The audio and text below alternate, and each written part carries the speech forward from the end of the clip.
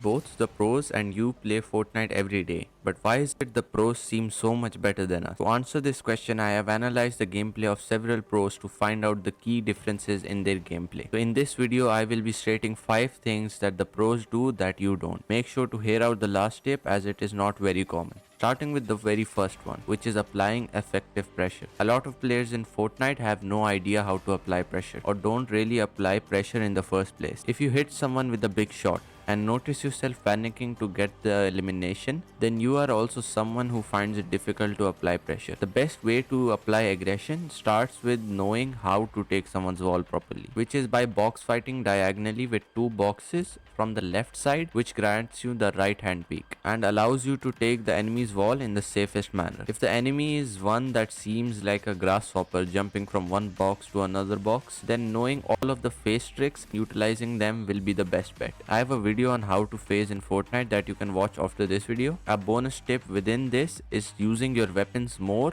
to apply pressure than your pickaxe. Now what I mean by this is that a lot of players overutilize their pickaxe to apply aggression, which leaves their guard open to get hit with a big shot. Using weapons itself to apply pressure allows you to apply aggression faster and do more damage to the opponent in this way, which leads me to the second point, which is consistency. Now this might sound very cheesy and something that you might have heard 1,000 times by everyone, but don't underestimate the power of consistency. If you want to get better at anything in life or be the best at anything, then it is inevitable that you must put in a lot of time to improve. This is also the case in Fortnite. I know some pros that in their prime have practiced Fortnite for 10 hours a day consistently for months. If someone practices that much for that amount of time, he is bounded to get better. This is something very basic, but yet there are so many players that aren't consistent in their practice, but want consistent improvement and results in their gameplay, which makes perfect sense to me and should to you also. To give you a better visualization of consistency is if you played every day and practiced your aim, builds, edits, drop spots and played scrims every day for months, then it is inevitable that you will improve.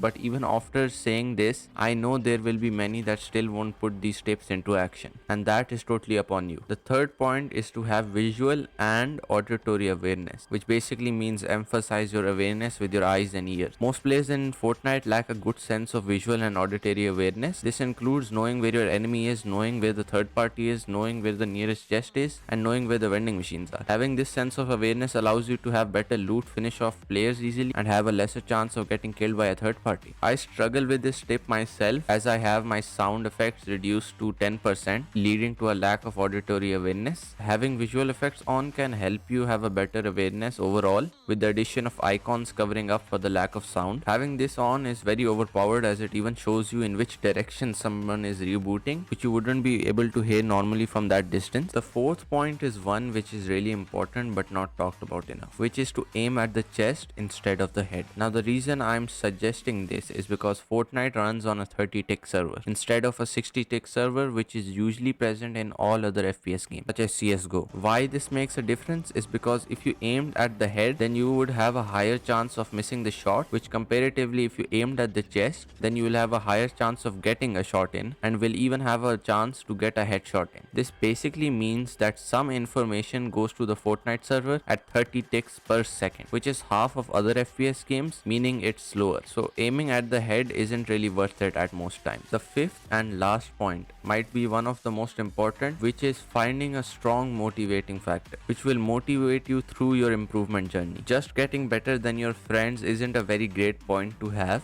Becoming the best, retiring your parents is one factor that you can have. Becoming the best in the whole game is another one. Everyone might be inclined towards a different motivating factors, so it's important to choose one by yourself and just think about it. Something to know is that motivation is usually temporarily and only lasts a short period of time. When motivation finishes, discipline is what will take over and what will take you further from there. This might be cringy to you, but trust me, it is a point that you should definitely consider. That will be it for this video. If this video gave you any sort of value, then you using code NHZ and subscribing will be a great help to me. Please and thank you.